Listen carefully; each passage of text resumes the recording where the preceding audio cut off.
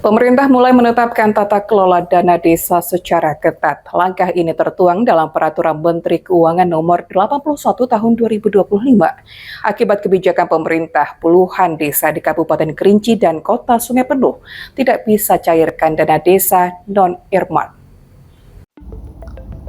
Berdasarkan Peraturan Menteri Keuangan Nomor 81 Tahun 2025, aturan ini menegaskan bahwa penyaluran dana desa harus sesuai dengan kebijakan Presiden yang mendorong penguatan ekonomi lokal.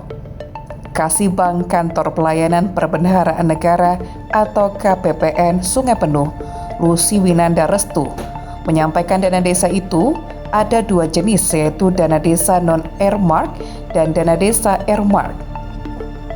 Masing-masing disalurkan dalam 2 tahap. Hal ini sesuai di GPMK 81 tahun 2025 bagi desa yang belum menyampaikan dokumen syarat salur dana desa tahap 2 non-earmark sampai dengan 17 September 2025 dengan lengkap dan benar. Jika administrasi terlambat sebelumnya, maka pencairan dana desa non-earmark tahap 2 tidak dapat disalurkan. Di Kabupaten Kerinci ada 36 desa dan 17 desa di Kota Sungai Penuh yang tidak bisa cairkan dana desa non-earmark dikarenakan kebijakan pemerintah pusat. Selain itu, di luar 36 desa yang gagal salur, ada 2 desa di Kerinci sudah 2 tahun berturut-turut tidak menyalurkan dana desa, yakni Desa Semerah dan Muaro Hemat.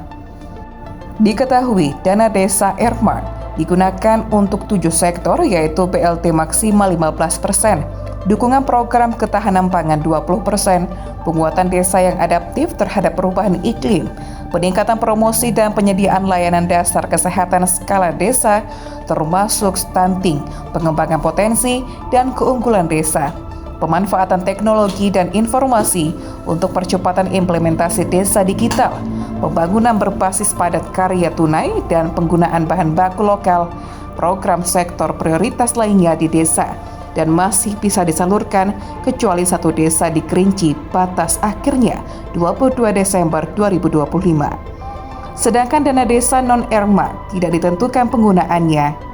Tahap 2 40% hanya bisa dicairkan jika desa memenuhi serangkaian syarat tambahan, menyampaikan laporan realisasi penyerapan dan capaian keluaran tahun sebelumnya. Tahap 2 yang non-earmark di Kabupaten Kerinci memang benar kita tidak salur sebanyak 36 desa, sementara untuk Kota Sungai Penuh tidak salur sebanyak 17 desa, itu untuk dana desa tahap 2 non-earmark. Dengan PMK 81 tahun 2025, bagi desa yang belum menyampaikan dokumen syarat salur dana desa tahap 2 non-earmark sampai dengan tanggal 17 September ini, untuk dokumen syaratnya secara lengkap dan benar ya, itu tidak bisa kita salurkan karena sesuai dengan kebijakan pemerintah itu akan digunakan untuk membiayai program prioritas nasional lainnya. Dana desa tahap 2 yang non-earmark tidak salur, tetapi untuk earmark itu bisa salur. Silakan saja bagi 1 desa di Kabupaten Kerinci sampai dengan saat ini belum menyampaikan dokumen syarat ke KPPN, silakan untuk disalurkan karena batas akhirnya tanggal 22 Desember 2025. Rangga Putra, JEK TV melaporkan.